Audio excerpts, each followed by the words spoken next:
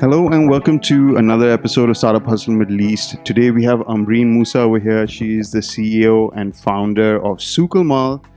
You heard us talk about Souq al Mal on the show before. They are a personal finance and insurance aggregator. And so they deal in all kinds of things: insurance, credit cards, home loans, you name it. And Ambareen's raised a bunch of money in this region. She is a very strong female founder as well in the Middle East. So we're very happy to have her over here to share her story of Souq al Mal and tell us a little bit about her journey. Yeah, welcome to the show. Thank you. Happy to be here. Great. So let's start with a little bit of background on where you're from. How did it start? You started back in 2012. So how different is the product now compared to when you started? So let's just start at the beginning. Yeah, so the company was born in 2012. The idea came in 2008, the first time I came to the UAE. And I think I've told this story a million times, so apologies. But when I came in 2008, there was a shocking truth that came to me where we had 50 banks, 450 credit cards, 250 loans, but there was actually no aggregator at all. And for you to pick up the bank that you wanted, or the credit card that you wanted, or even the bank account you wanted to go with, it was kind of impossible to compare. Mm-hmm. And I come from a region in the UK, in Australia, where comparison was part of the culture. Mm-hmm. I launched the first GE Money online bank in the UK.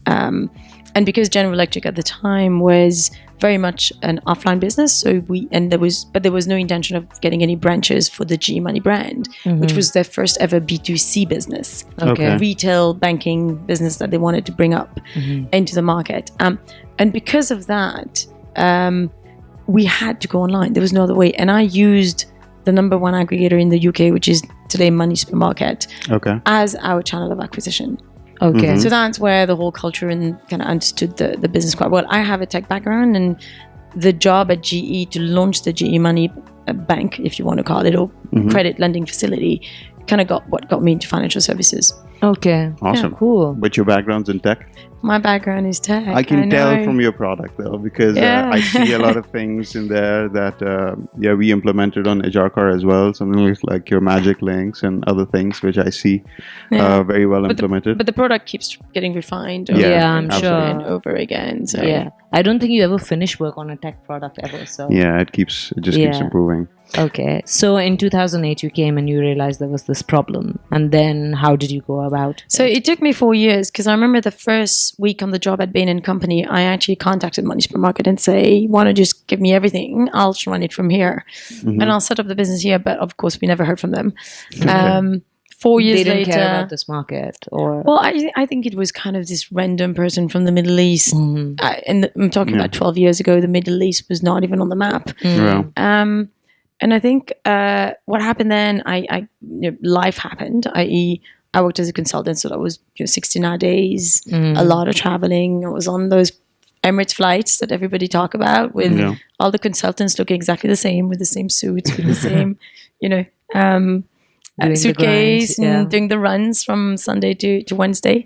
So I did that for 2 years. So life happened, so I didn't have time to think about entrepreneurship. But in any case, that was my second business. My first one I started back in Australia when I lived there. The second. Okay. I wish. I'm a little bit too young to get 7 business under my belt. But no, second one. The first one was a property portal back in Australia. Okay. How did that do? When I was living there. So I sold it after 2 years. You exited. And then, a small one. Okay. But it gave us a lot of experience around how to build a business. And at that time I had a co-founder, which was interesting because this one I don't. Okay.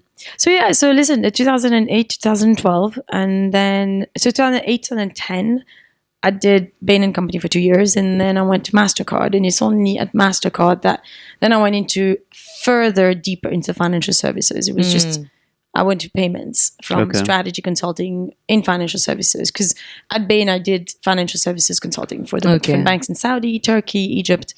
And in MasterCard, I went another level of. So payments, you mean like being a payment provider or payment acceptor? So MasterCard, right? Yeah, It's a exactly, network. So I learned a whole new world out there as well. And then went on maternity leave with my first baby, which is 6 weeks in, which is when I started Souq al Mal. So I looked again and I thought, well, you started Souq al Mal during your maternity leave? Yeah. Oh my wow. God. I have 2 weeks left of maternity leave. I need to start something now. But I think it was a fantastic time because I was being paid full time. I was maternity leave and I was home.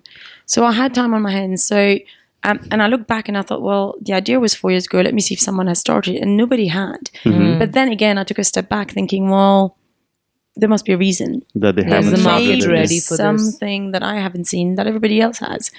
So, which is why I did it during maternity leave. But then by the time I had to go back to work, I had raised an angel round. Oh, wow. Oh, cool. So then I thought, well, okay, there's an angel round. We started appearing in the newspapers, and I thought, well, let's give it a shot. When you say you started it, what do you mean? Like, Oh, that was MVP? yeah, almost. Okay. I had a team in India, Okay. honestly, an outsourced company, paid them $1,800, and they set up the site for me. But I And, knew, because of my tech background, I kind of knew what I wanted sure. in terms of design, in terms of structure, in terms of the layout, and what we needed to set up there. So you set up the architecture of the site, and then you got it executed and then outside. I got it executed outside. So had the MVP, and it's funny because I think for our 7th year, I actually printed how the site looked like Back Okay. then. 7 years ago. Okay. That's awesome. And you yeah. kind of step back going, how did I even think that was good? Yeah, I mean, I see version 1 of a jar car. It's changed so much, and we're Yeah. just 3 years Because you old. But refine it as you go along. Yeah. yeah, exactly. You study user experience, and do you guys? I'm guessing you guys do that for sure. Yeah. I see I'm the sure. improvements. You're looking at the user experience and improving it over time. Yeah. So when did you start seeing traction for Souq al Mal?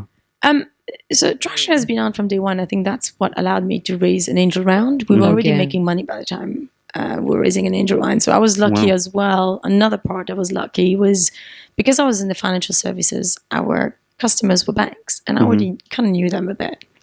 Because you because worked I'd at worked with them Bain as a and- consultant. yeah. So you had the network. I had the network. Because I think that's the most challenging thing about marketplaces or like aggregators, getting It's a that. chicken and egg, isn't it? Yeah. So getting them to be on your platform, which then in turn drives customers to your site. So yeah, because if you have to recruit both customers and clients, It's a tough one. It's Yeah. very tough. And on top of that, you are in the most regulated industry Space, has ever yeah. been. yeah. So what we did is we scraped all the different websites, we put the data on, we actually gathered customers, Mm-hmm. and then we went to the banks and said, listen, this is how much traffic we have. Would you be willing to work with us? And Commercial Bank of that's Dubai was interesting. my first ever Oh, customer with a $500 check. that's awesome. Like, I was small, but yeah, it kind of proved. Somebody's paying you. And yeah. well, I think that's the important part, right? So we managed to raise an angel round, and one of the reasons was because we were making a very small amount of money, but at least you proved that somebody wants your product. yeah. And it didn't cost much to launch it. And so then I funded the business for 6 months, and then had an angel round, and then from there we had another Series A in 2013. I just want to clarify something. So you hacked your way into the traffic by scraping other people's websites? Well, you're allowed to do that. It's legally, I know it's as long as legal. it's public information. Sure. So And No, but that's smart. chicken and egg. I had to start somewhere. Yeah. exactly, yeah. But I just wanted to clarify how intelligent that was, because Yeah. a lot of people think like, how am I going to start it? This is one of the ways that you can. So most do of it. that information is on the site, and some of those who weren't, Yeah. I got interns to call the banks and pretend they were customers and Yes. they needed the rates. So That's good. Yeah. That's good. you get it done. Yeah. Okay, cool. So then you raised your angel round with So we raised our angel round in 2012, and then we did a Series A in 2013, and then we did a 10 million raise in 2017, Wow. oh wow, which was the that's- last Series B round. Okay. Okay. But the Series A is very soon after the launch, which is Yeah, great. but because we were approached by one of the international investors who found out about us, and they approached us saying, "Listen, Okay. we're looking for price comparison site in the Middle East. Would you be willing to take the money?" We're like, "Yeah." Why not? Now it's the other way around. Now we've become professional beggars, right? Because you go around. Yeah. But no, it was we started well. I think we were quite lucky, and then in 2016 we pivoted the business Okay. from a lead generation model into a commission-based model. Okay. okay. Based on scalability, what could grow really well. And the insurance market was then ready. Insurance companies were ready to be out there, becoming digital. Yeah. And so we pivoted the business from a lead model into a commission-based model, which meant on a lead model, very often you'll have a cap because a lead model comes from marketing budgets of banks or any other company. Right. Commission-based model is great because it's a cost per acquisition for them, so you can sell as much as you want. And I think clients are also much more likely to go for a commission-based model since they only pay when you perform, right? So when we pivoted into the insurance business, that business has grown 5x in the last 18 months. So that was definitely a scalable business. And now we got our license in Bahrain. We're the first aggregator. Congratulations. To get our license in Bahrain. So we're launching on the 15th of August. Yeah. Okay, amazing. So in case you guys don't know about the Souq al Mal experience, I recently had an experience with Souq al Mal because I bought my car insurance from you guys. I'm hoping it's going to be a positive. It's extremely positive. Let's see. And that's one of the reasons. Otherwise, you wouldn't be talking about it. Yeah, I wouldn't be talking about it in front of you. But basically, it was very smooth. Like, first of all, I'd put in my requirements. They'd give me 5 or 6 quotes. I got a call from your call center pretty much within, I think, 2 or 3 hours. They reaffirmed all my details. Then when I forgot to do my insurance, they reminded me after 2 days. Then I got an email with a magic link, which I just clicked and all the insurance details were there with the cheapest bid. And then I could just click and pay and I was done. So, it's a very smooth and seamless experience, which I quite admired. Being like a techie myself, I was like, oh, I can see how it's all connected. And like, you're thinking, what do I do on my startup? Yeah, exactly. Yeah, so a lot of the things. Imitation, flattery. Yeah, so best compliment. Honestly, when I saw that, we implemented something like offline bookings on our site, where if a customer would call us, they'd get a magic link where they could just click, all their information was pre-filled out, and they could just go ahead to pay. I mean, it improved our conversion rate extremely well. So, like something. Actually, there's more to that story. So he actually got his car insurance from Souq al Mal a year ago. So because it's something that you need to renew every year, the reminder came from Souq al Mal. Yes. So I think we've had Shane Shin on the podcast as well. And he talked about 4 of the startups that, they've invested in. And he spoke about Souq al Mal. And he said the main reason behind Shuruk Investments being involved in Souq al Mal is because the lifetime value of a customer is so long, and that's something that you and the team put a lot of emphasis on as well, to keep bringing your customers back basically to you. So from that point of view, that was their reason to invest, and I think that was a big part of the experience as well. Yeah, and you guys are doing a good job of it. Yep. Yeah. Thank you. And we'll continue those. Hopefully next year you'll have a better experience even. Awesome. Cool. Great. So what's next for you now that you've launched in Bahrain? Are you thinking of other markets as well? Yeah. How was that experience, by the way? So you guys were you guys were focused on the Dubai market, and then you expanded into Saudi and now Bahrain. How do you find the different markets? Has it been challenging legally? So it's interesting, right? Because when you're raising funding, investors would ask you, well, what's your market size? And 7 years ago, you would have painted this amazing picture and they invested. Today, what's your market size? And you paint this amazing picture. And the next question is, well, how long does it take you to enter each and every market? Yeah. So the difference between our region and a lot of the other regions are because the countries are small and the markets are small on their own, but together they make a beautiful number. Yeah. Having said that, every single country is another startup on its own. Okay. Right, so we're launching Bahrain now. We're actually looking into 2 different countries, 2 more countries coming through for next year. And we start over again. We get the lawyers in. How do you start a business? How do you start the company there? What kind of regulations do we need to set up? How many people do I need to set up there? It literally starts all over again because you have to have office. And because, again, with the financial services industry, which is the most regulated by far, every country has headcount that is compulsory because every central bank has a different regulation. And you have to abide by each and every central bank regulations, which means your legal fees are massive because you need to understand what are the laws in every single country. Sure.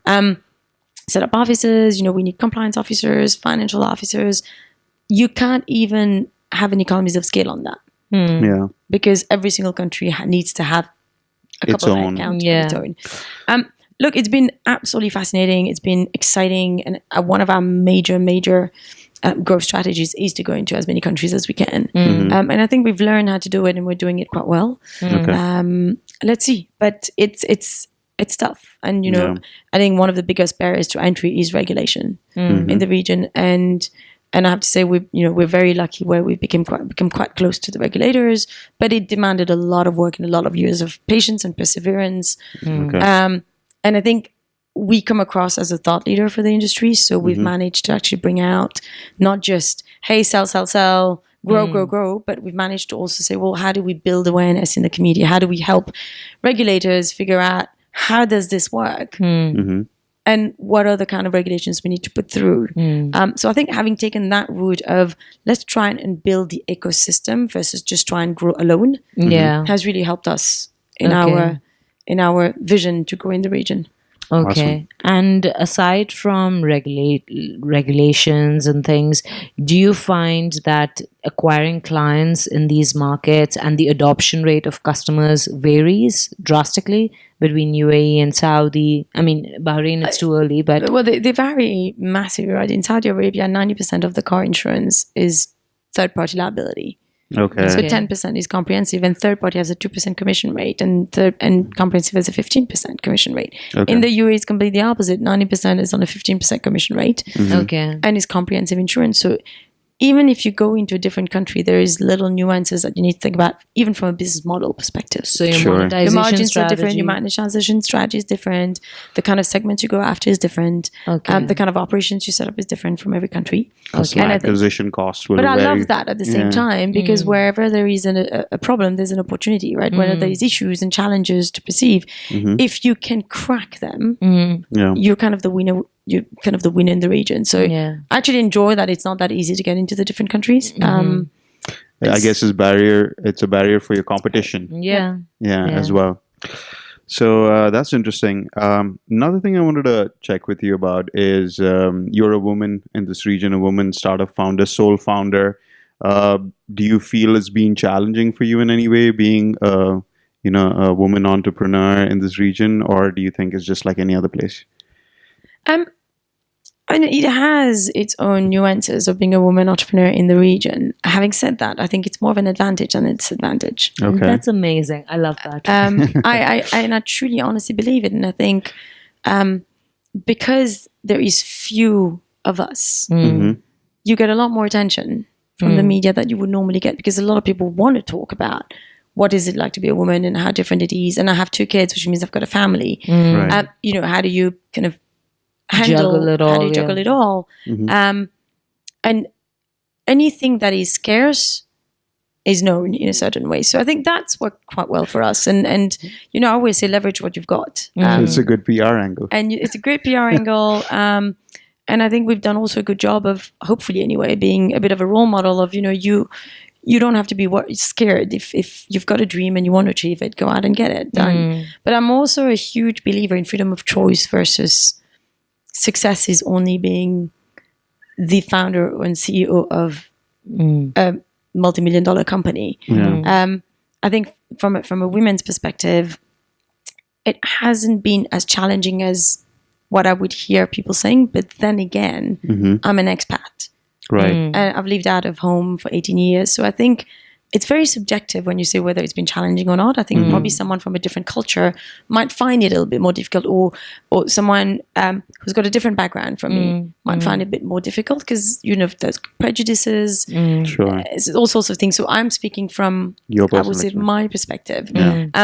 I used to travel to Saudi Arabia. I've been traveling to Saudi Arabia for 7 years. And at the beginning, it was harder just because the society was a bit different. Today, things have completely changed. I go to Saudi, apart from wearing the abaya, it's actually very normal. And I'm also more comfortable, right, as the years go by. So again, it's a very, very subjective question. But on an overall perspective, I have to admit that it's worked quite well for us. Okay. Yeah. That's awesome. That's great. No, we're hoping that, from our listeners, a lot of them being women thinking about entrepreneurship, I'm hoping that they get excited as well and know that there is a lot of opportunity. It takes perseverance. We're talking about back in 2008 when the idea was conceived, and the business kicking off in 2012. It's taken time. It's taken, I'm sure, a lot of hard work and things. So if people are motivated, I think that, there is a lot of opportunity. There is, but I think that also the the one thought I would probably leave with, especially women out there, is you can have a small business at home. Yeah. It's really about what success means to you, as a person, and what happiness means to you as a person, right? And you hear about fundraising and it's exciting. And I had even someone coming to me saying, I have to fundraise. And I said, how much do you need? Well, I don't need money. Well, so why do you want to fundraise? Because it seems you like have fun. to, right? It's a startup. Success is equal to fundraising. Yeah. And I said, no, we fundraise because we're losing money. So if you have a business that's profitable and your meaning of success is it pays me an amazing lifestyle every year, and I can do whatever I want, and I have the flexible hours, and it's a profitable business, I'm not sure whether the right thing is to try and make it global and then eventually get into fundraising. Yeah. You know what I mean? So it's again, success is such a personal item in someone's mind. It's always about what is your end game, and I think that's probably the first question I would ask. And what makes you happy? Yeah. So, what is your end game for Souq al Mal? Oh, I shouldn't have brought that up. I have to hear this. Well, listen, we've got What does financial investors. Personally, for me, I want to see this business as being the number one aggregator in the whole region, and that's a legacy I want to leave behind. We've got financial investors who expect an exit at some point. We've got some strategic investors who expect other things. So, honestly, we're putting our head down and we're just growing as fast as we can, as big as we can, with the help of the investors and our board. So my board is almost my co-founder, being a sole founder. Okay. So with the help of everybody around me and my team, who are absolutely phenomenal, we just put our head down. And I always say, well, the competitor's doing this. And I always say, we've got our vision, we've got a plan, we've got targets to hit. Yeah. Don't get distracted. Put your head down and let's get there. Do the work, yeah. So you said your first round of funding, your Series A, it just came to you. You were lucky in that. Okay, it's not that easy, but what I'm trying to say is we were not out there looking for funding at the time. Yeah, you were approached for funding. But then the moment the approach is done, then you still have to convince the person to invest in you. So we had to do the whole fundraising attitude. But the interest came from them. Interest came from them. We were not out there looking. Sure. That's always the best scenario if you are looking. That was for the first funds. and last time, by the way. But I think that's also a very rare scenario. And then we started looking for it. But Sure. I've seen you pitching. I think we saw you at one of the Venture pitch days, Venture Souq pitch day or something. But for your next round of funding, how hard was it, and how long did it take compared to what you thought it would take? So we're right in the middle of it now. Okay. We've done a first close on this round of funding, and we've got a second close coming up. It's still part of your Series B. It's a B plus. Okay, it's a B plus. All right. So we've you done raised $10 million recently. 2.5 years ago. Oh, that was 2.5 years ago. So now we've done a first close. We're doing a second close soon. It's tough. It's not easy, and it's not an easy market to raise funding. It honestly takes a lot of time. I think we started in November last year. Okay. It takes a lot of time. There's a lot of apprehension in the region. International investors are always questioning the region, how stable it is. Especially in the financial services industry. Stuff, just because exactly what I told, there's new rules and regulations in every region, in every single country, and a lot of them are not even set yet because they don't really know how to deal with aggregators. So it is about now, kind of convincing the investors where we are actually quite close to regulators, and therefore we can actually make a change there. But I think the other part that's worked for us is we're actually building the business in a very sustainable way. Okay. So we don't grow in just burning cash and hoping for the best. We're very strong in operational efficiency. So we've grown our conversion rates from 8 to 30%. Wow. We've grown our renewal rate from 25 to 80% in the last 12 months. So I get the team to focus a lot on, let's assume you don't have marketing budgets, but you still need to grow your business. How would you do it? Okay, so it's very lean. It's not just lean. It's more around, look at your word processes. of mouth. No, it's more about look at the processes, look at your drop-off rates, look at how people are closing. Call customers every day who haven't closed. Why did they not close? And until you understand why someone hasn't bought a policy from you, you won't understand why they're not closing. Right. So how do you grow your conversion rate? Well, it's great that you bought, but we're more interested in people who didn't buy. Right. What happened? What went wrong? were you just shopping around, or was it too expensive, or was the process not good enough? And that's how you learn, and you get insights that you won't even be able to get from data. Right, by listening to customer calls and by understanding what your customers said. As why did I not close? Awesome. Throughout your journey, if there was one mistake that you wanted to highlight to our listeners, what would that be? There are so many of them. I can't even think of one, just because there's so many of them, and it happens every day. But I think a couple of mistakes is, I would say one of them is not getting the right people on time early. Okay. Like building your team? Earlier. Much earlier. So a senior team much earlier. But then again, you say, you're still small. You probably don't have the cash to hire the kind of caliber we want to hire. But if I had to redo it again, I would have probably looked for very solid senior management team much earlier on. And try to do it alone. Equity? Yeah, you always do, right? With management team, you have to give an ESOP. But probably bring them earlier than later. Experience. I mean, startups very often hire young, hungry, and at some point when you realize that you do need people with experience to guide and direct the team of where to go. Do you think that's also because you're a sole founder that the requirement for a senior team is probably early? Even more, because when you're not when you're not a sole founder, you've got co-founders, and naturally you get your management team. So as a sole founder, it was even more important for me to actually bring a team inside. Okay. So your advice would be for startups to try and get that senior management team early at like Series A or before that? I would say early. When you start a business, look for your co-founders before you start. But put your shareholder agreement very properly in place. As in, some people will fail.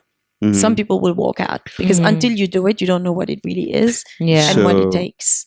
So to give equity at based on number of years work. It's vested, and you also have a term saying if you want to leave suddenly, you just don't feel like doing this anymore. What does that mean? Am I allowed to buy your shares back? At what valuation? What is it worth in a year? Who actually decides on the valuation in a year? I've seen that problem in a few startups, and I've experienced that myself, where like after a year, people tend to lose interest, or they can't financially handle it, or something happens and now they own like 30-40% of your company, and what are you going to do? And you're going to be working for the next 5 years. And then raising money becomes a problem, getting investors or other co-founders in becomes an issue. So And the other thing as well is, remember, every round of funding you go to and whatever rights you give, it will only get more in the next round. So whenever you're closing a round now, you kind of want to think about your next round already. And leave some space to breathe. We had the founder of Mr. Draper on, Mohammed, and he said that was one of his biggest learnings as well, is when you're fundraising, to not just think about the current round and how much equity, like always be thinking about your cap table and match it to the traction and to the KPIs that you're going to hit for the next round as well. So think a round or two ahead of your funding, so you don't dilute yourself too much too early. And I think probably the other item I would note is, so a lot of us try, I guess a lot of founders try and always paint a pretty picture. It's probably better to be honest of where the business is. Because eventually, mean like they're deluding themselves? No, so no, actually, it's either during fundraise, you paint a great picture of the company, and you get the attention and you attract investors. Having said that, though, remember that investors will always do due diligence on you. And they'd rather know early than, because then your reputation becomes a problem and the trust in the founders become a problem if what you sold on this investment deck is not the same what they see after. So as much as you want to, yes, we all salespeople, we all try and spin a nice story to the business, but it has to hold based on the numbers. At the end of the day, your P&L will hold. The other thing about trust and honesty and transparency that I found worked really well for us is with the board. So I spend, we have quarterly board meetings, but I spend probably a couple of slides on, hey, this is great, we've grown.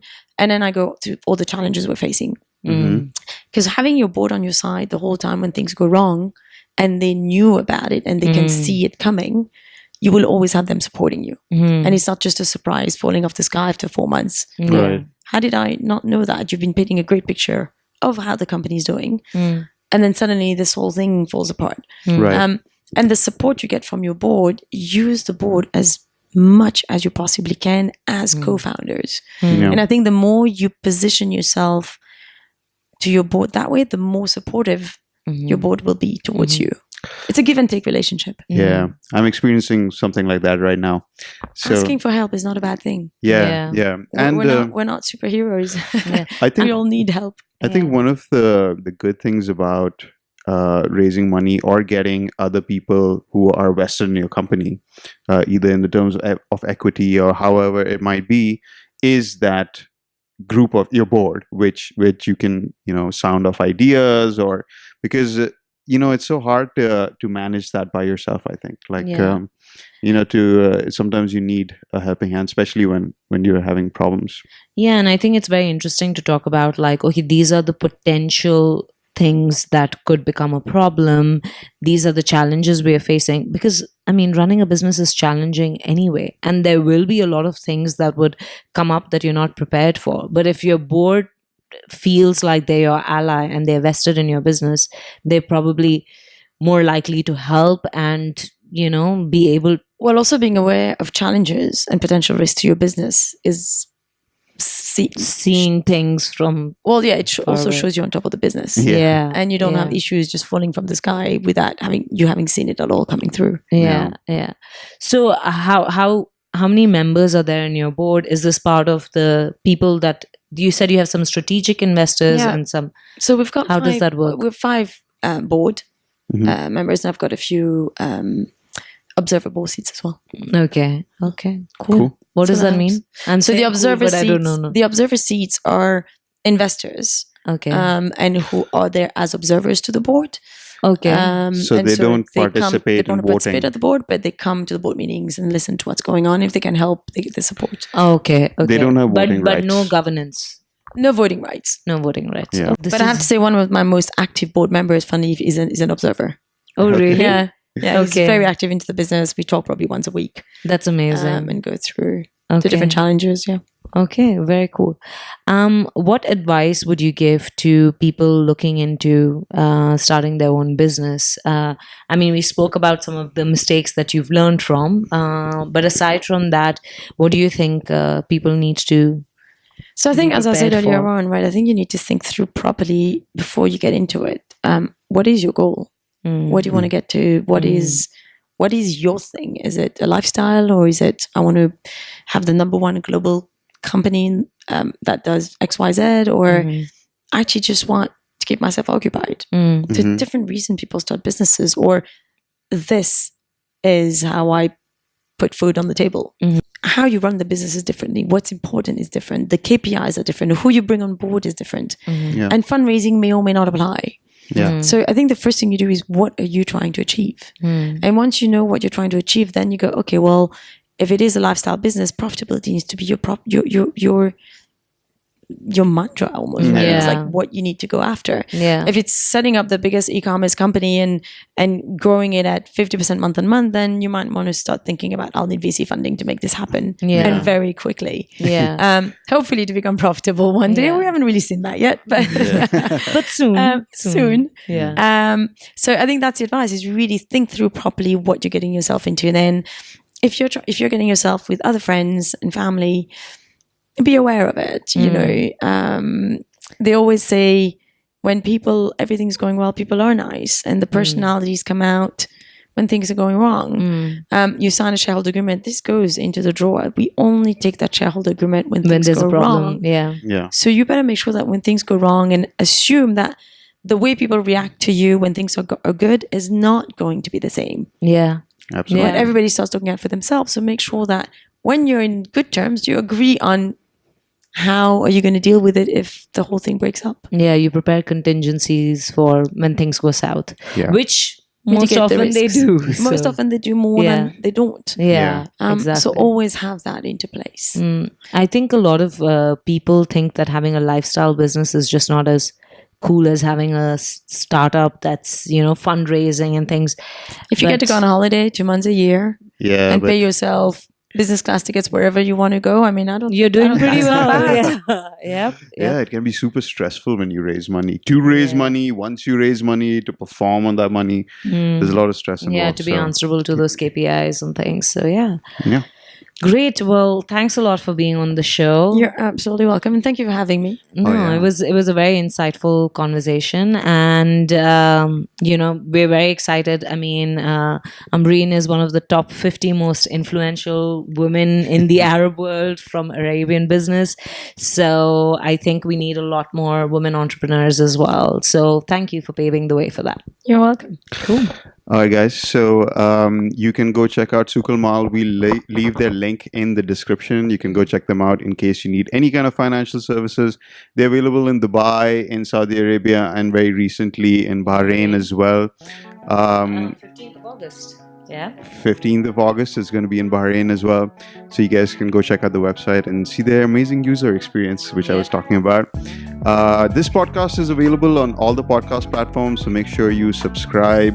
We're available on YouTube as well. So if you want to watch the video version of this podcast, you can go check it out on YouTube. You can just search for it. It's Startup Hustle Middle East. Everywhere you can reach out to us on all the You can reach out to us on all the social media platforms at Startup Hustle ME. And please leave us a review. It really helps us out. Yeah. Keep on hustling.